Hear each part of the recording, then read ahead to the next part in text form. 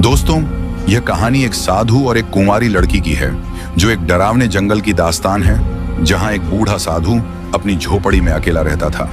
इस कहानी की असली शुरुआत तब हुई जब एक रात तेज आंधी तूफान के साथ जोरदार बारिश हो रही थी।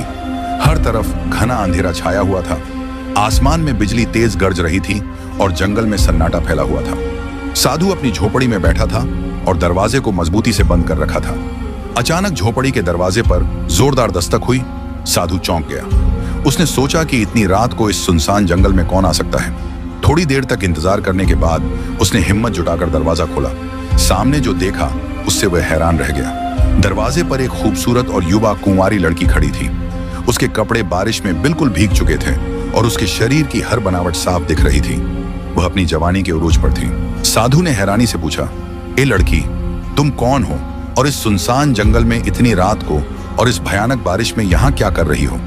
लड़की ने डरी हुई आवाज में कहा, बाबा जी, मैं इस जंगल के करीब वाले गांव से हूँ। मैं बहुत डरी हुई हूँ। फिर वह कांपते हुए बोली, मेरे पीछे कुछ लोग पड़े हैं। वे मुझे मारना चाहते हैं। कृपया मुझे बचा लीजिए। साधु ने उसे तुरंत अंदर बुलाया और तसल्ली दी।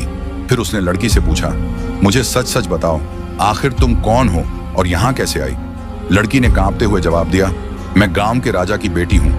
मेरे माता पिता इस दुनिया से जा चुके हैं। जब से वे गए हैं, गांव के कुछ लोग मेरी खूबसूरती पर फिदा हो गए हैं। वे मुझे पकड़कर मेरी इज्जत लूटना चाहते हैं, मेरा शरीर अपवित्र करना चाहते हैं। मैंने किसी तरह अपनी इज्जत बचाई और भागकर आपके पास आ गई। बूढ़ा साधु लड़की की बातें बड़े ध्यान से सुन रहा था। उसके दिमाग में कई सवाल उठ रहे थे।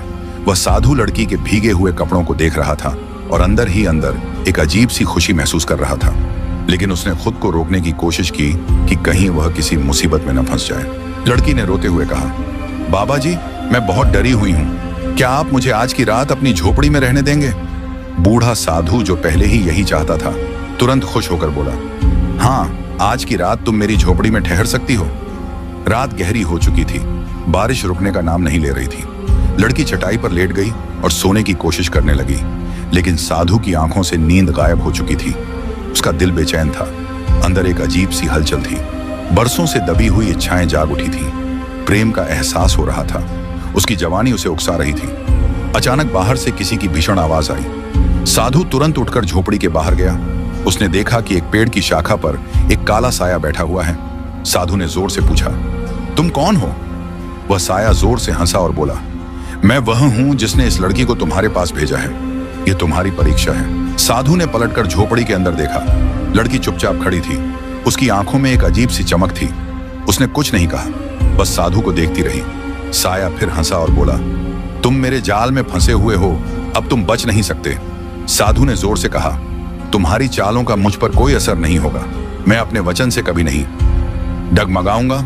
इतना सुनते ही लड़की की आंखों में आंसू आ गए। वह सोचने लगी, मैं क्या करने वाली थी? साधु की बातें सुनकर उसने खुद को परखा और अपनी आत्मा को टटोला।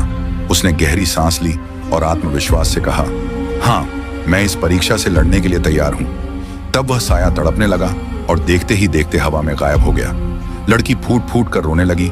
वह साधु के कदमों में गिरकर बोली, बाबा जी, मुझसे बहुत बड़ी गलती होने वाली थी, लेकिन आपने मुझे बचा लिया। मैं आपके दिल से शुक्रगुजार हूं। साधु मुस्कुराया और बोला, अब तुम यहां से जा सकती हो। अपनी जिंदगी को संवारो।